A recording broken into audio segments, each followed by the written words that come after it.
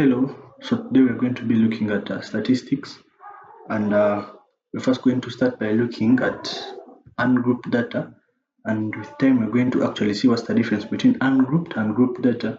So statistics is just a branch of mathematics that deals with the study of arrangement of data and its distribution in a particular way.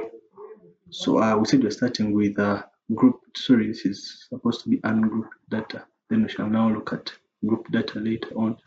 So our first example here, we have the students got the following marks in a statistics test. Then we are required to find the mean, the mode, and the median.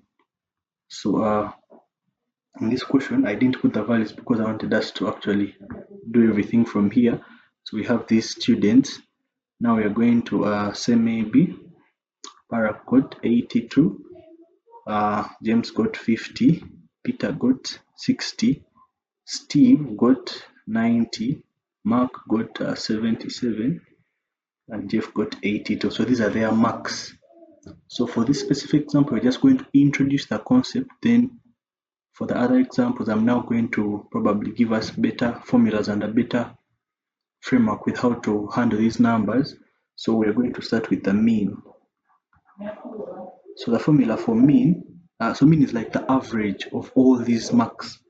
The formula for mean is going to be sum of items.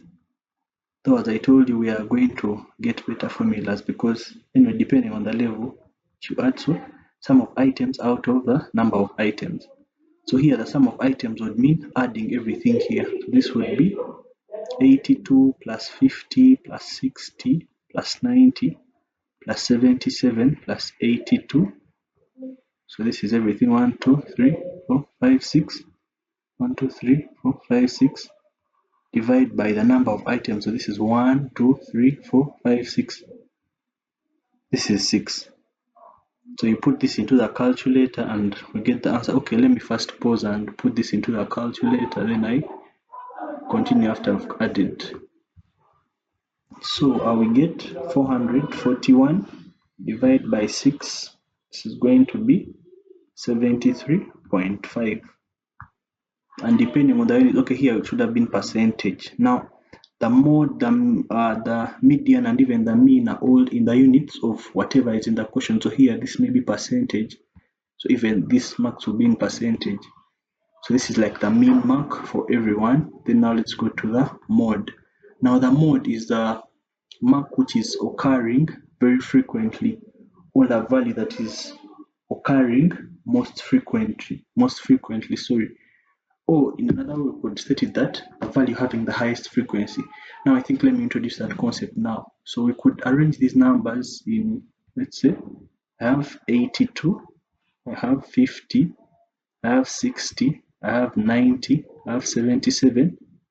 Okay, we won't repeat 82, but you could repeat it, but it doesn't make sense. Then you come here and put, frequency. So when I put frequency, I'll come at how many times does 82 appear? It appears twice. How many times does 50 appear? Once. How many times does 60 appear? Once. 90 appears? Once. 77 appears? Once.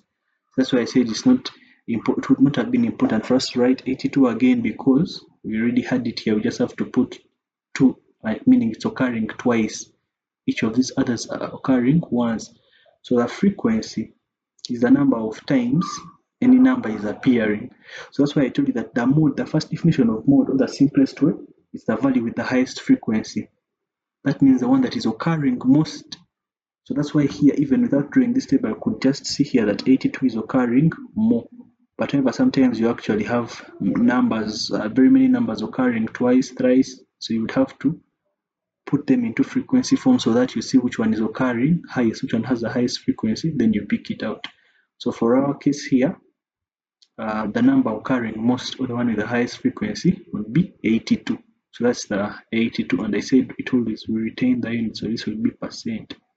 So let me clear this so that we can go to the next.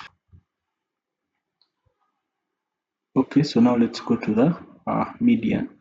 So what is the median? The median is the middle value, like what is in the middle. Now, for this case, we have to arrange these numbers in ascending order. Ascending order means from the lowest to the highest, or we can actually also arrange them in descending order from the lowest, from the smallest to the greatest. So here we are going to say 50. We want to start with 50, 60, 77, then 82. So here we write it twice. You don't say write it once. And we can count. We see there are 6, so we can confirm that we've included all of them.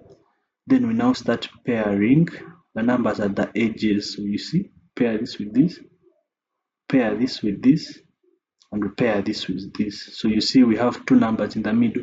Actually, ideally, if we had odd numbers, it would be something like maybe A, B, C, D, and E. Then when you pair the numbers at the edges, it would be something like this. The number that would be remaining in the middle would be C. So you see how this C would be our median. Sorry. Now for this case, we have 2 values. So we have 77 and 82. So now we just have to get there. I will add them. Divide by 2. Sorry. So that's why we have 77 plus 82 divided by 2. Oh, sorry, 77 plus 82.